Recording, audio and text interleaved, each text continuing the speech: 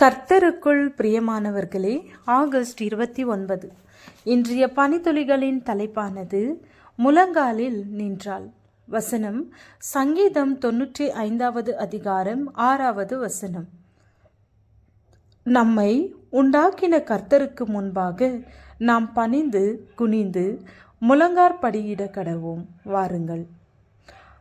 போதகர் ஒருவர் முரடாட்டம் பிடித்த மனிதர்கள் வாழும் கிராமம் ஒன்றுக்கு ஊழியம் செய்ய சென்றார். மக்களை சந்தித்து தேவ அன்பை எடுத்து கூறினார். உலக அழிவை குறித்து கூறினார். பாவத்திலிருந்து விடுதலை பெற வேண்டிய அவசியத்தை வலியுறுத்தினார். ஆனால் மக்களோ மனம் திரும்பவில்லை. போதகர் கல் உடைக்கும் தொழிலாளி ஒருவரை கண்டார். மிகவும் கடினமான பாறைகளையும் சிறு சிறு கற்களாக உடைத்து கொண்டிருந்தான். கடினமான பாறைகளை இவன் உடைக்கிறான், கடினமான மனதை என்றால் உடைக்க முடியவில்லையே ஏன் என்று தனக்கு தானே கேட்டுக்கொண்டார். கல் உடைக்கும் தொழிலாளியிடம் சென்றார் போதகர். அவனை பார்த்து, நண்பனே, நீ எப்படி கடினமான பாறைகளை உடைக்கிறாய் என்று கேட்டார். அதற்கு அவன், முழங்காலில் நின்றால் எத்தகைய பாறையையும் உடைக்கலாம். ஏனென்றால் முழங்காலில் நிற்கும்போது மிகுந்த வலிமை உண்டாகும் என்றான். போதகர் விழித்து கொண்டார். முழங்காலில் நின்றால் மிகுந்த பாவம்.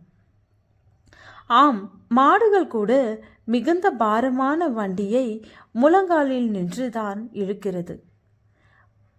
பாறையான மனிதர்களின் இருதயத்தை உடைக்கும் வழி போதகருக்கு புரிந்துவிட்டது. முழங்காலில் நிற்பதுதான் அந்த வழி. முழங்காலில் நின்று ஜெபிப்பது மனித வாழ்வின் மிகப்பெரிய பலம். அந்த பலத்தால் எத்தகைய தடைகளையும் தவிர்க்கலாம். ஆண்டவரின் ஊழியத்தை செய்கிற ஒருவர் தன் திறமையையும் போதக சாமர்த்தியத்தையும் மட்டும் நம்பாமல் தேவ பலத்தை நம்ப வேண்டும். தேவ வல்லமையை நாட வேண்டும். அப்போதுதான் கல்லான அநேக இருதயங்களை நாம் சத்திய வசனம் என்ற கருவியால் அடைக்க முடியும். தேவ பலத்தை நாம் பெறும்படி அதிகாலையில் நம்முடைய முழங்காலில் நிற்போமாக. வேதாகமத்தில் முழங்காலில் நின்று ஜெபித்த வேத பக்தர்களை பார்க்கிறோம். உதாரணமாக தாவீது, சாலமன், தானியேல், நெகேமியா, எலியா, இயேசு, பேதுரு, பவுல்.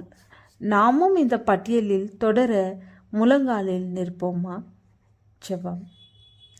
முழங்காலின் வல்லமையை அறிந்து கொண்டோம். நாங்களும் அதிகாலையில் முழங்காலில் நிற்க உதவும். ஆமேன்.